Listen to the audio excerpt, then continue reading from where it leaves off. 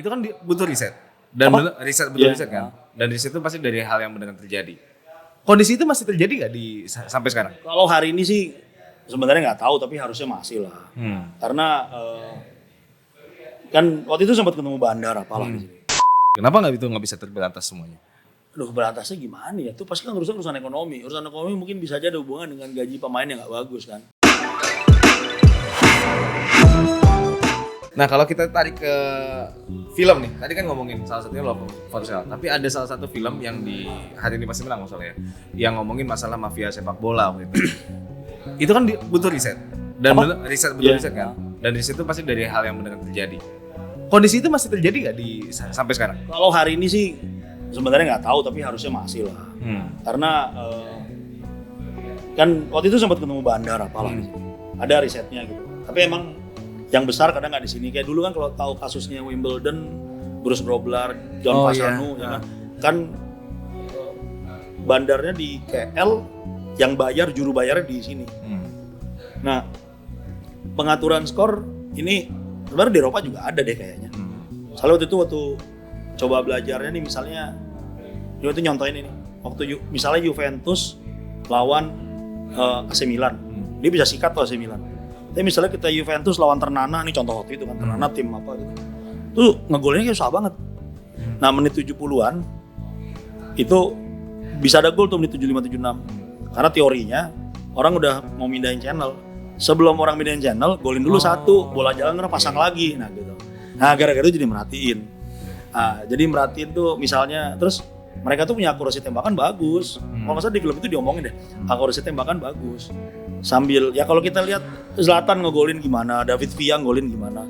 Tapi sering kan posisi one on one, begitu dia dorong bolanya, bola malah keluar.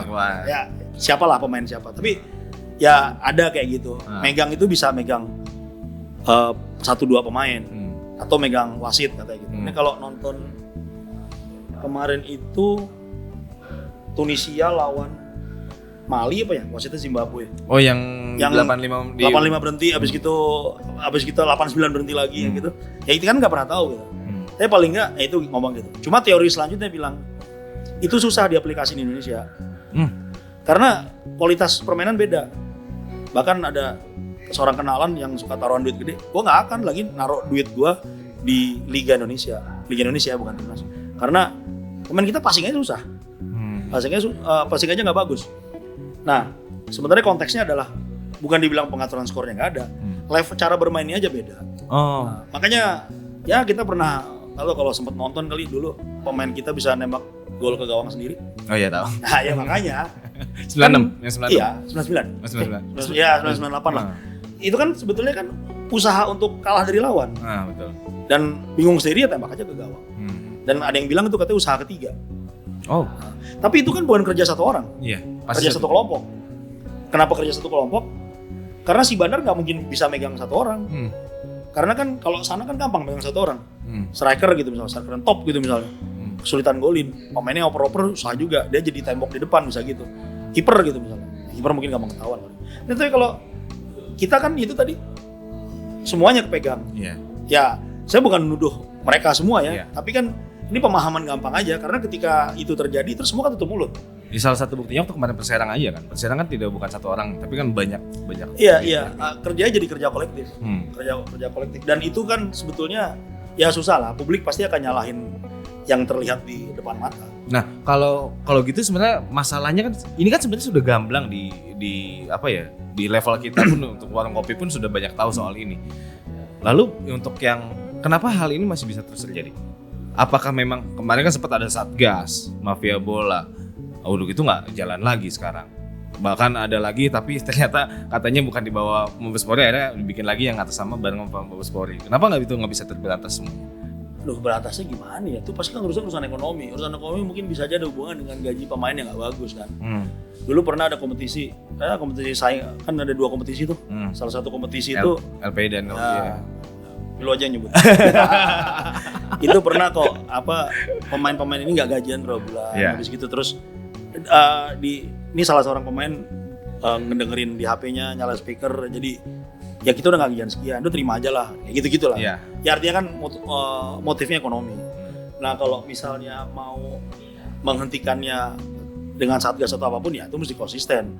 Federasi mesti bikin sebuah badan sendiri yang kerjanya ngurusin itu. Ada komdis ada komding sih sebenarnya. Tapi apakah ditugaskan begitu kan kita nggak tahu. Jadi emang benar mesti ada satuan, ada satgas sendiri. Menurut saya pribadi, ketika kasus itu masih di arealnya federasi dan kompetisi, emang agak berlebihan kalau misalnya kepolisian masuk. Karena kemudian kepolisian kan angkat-angkat aja, terus hilang, ada, nah gitu terus.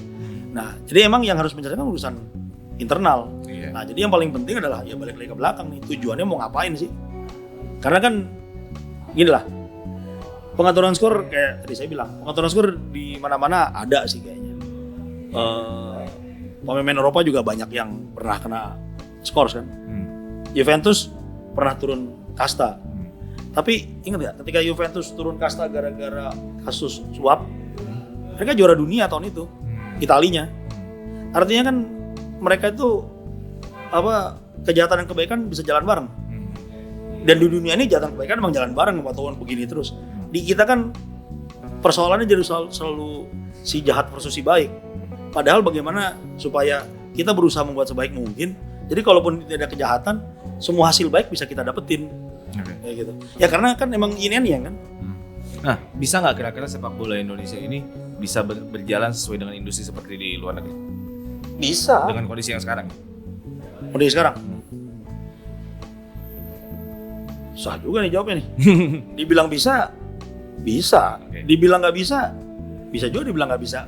Nah, apa ya? Kita tuh lagi menuju ke arah sana nih. Sekarang kan semua klub lagi berusaha membuat sistem, misalnya yang paling gampang, penonton bayar tiket. Tapi penonton bayar tiket gitu. Tapi kan balik lagi, tiket dan untuk membuat mereka uang berputar, tiketnya mesti berapa? Kemarin kalau nggak salah Liga boleh hampir nih yang sekarang mau dengan penonton bayarnya 200.000, 300.000. 250 sampai 350.000. Kan banyak yang komplain kan? Iya. Karena kemahalan. Itu dengan masalah swab dan lain-lain. Ya, ada swab dan lain-lain. Kalau tanpa swab mungkin 150 kali. Tapi tetap dianggap kemahalan. Terus waktu itu ada teman lain bilang, ya kalau nonton bola di Eropa kan lebih mahal. Tapi terus orang kita, itu kan di Eropa. Ya terus, ya gimana coba? Ya kan nggak begitulah ngomongnya. Jadi buah si malakama ya? Iya, nggak gitu. Itu kan sama aja ngomong, kalau nonton Spider-Man 70.000, nonton Filosofi Kopi 70.000 juga tiketnya. Iya kan, sama aja. Betul. Ngapain nonton film nggak ada teksnya, bayar mahal kan gitu misalnya. Tapi, jadi masyarakat juga perlu support sih sebenarnya, tanpa sadar. Kalau jadi industri harusnya bisa, dan kalau diperhatiin banyak orang, ya orang nyebut selebriti lah, kemudian punya klub, itu cara muterin duitnya sepertinya kan agak nggak biasa. Maksudnya ya mereka bikin konten, karena Indonesia kan kesadaran untuk bikin konten gede dan itu bisa monetizing kan, kita bikin konten. Mungkin mereka bikin valuasi apa gitu, karena kan bisnis hari ini kan kita nggak ngomongin modal 10 perak jual 13, tapi kan ada misalnya ya valuasi data, punya database yang sekian yang bisa diperjualbelikan, kayak gitu-gitulah. Artinya semua klub harus memikirkan itu, dan kalau ditanya industri kita ada apa enggak, nah ini mungkin jawabannya. Bisa, tapi mungkin berjalan dengan caranya sendiri hari ini. Bali kan udah IPO, tapi kan nggak ada hubungannya dengan industri sepak bola kita. Tapi secara bisnis mereka udah IPO. Persib lagi ngejar IPO, untung dulu Persib tuh. Tapi apakah bentuk dia kayak Chelsea, Liverpool atau apa? Ya belum tentu juga. Persija kalau nggak salah tuh punya bisnis properti deh. Dan itu kan hampir sama kayak Chelsea yang punya hotel, punya restoran, punya kafe, punya perumahan, lain, ya? Ada bisnis lain. Tapi di grup itu, di konsorsium dia. Persija mungkin kayaknya mau mengarah ke situ. Tapi dia hidup dengan ini sendiri. Nah, industri besarnya liga itu kan jarang oleh operator. IPL, Bundesliga, PT Liga Baru. Nah, itu bentuknya sendiri, itu kan perpanjangan tangannya federasi. Nah, bagaimana menjalankannya harusnya sekarang udah dijalankan tuh, karena kan tahu sendiri tuh hak cipta pindah-pindah kan ini sempat ribut kan, berarti ada putaran duit gede kan? Iya. Ya kayak gitu.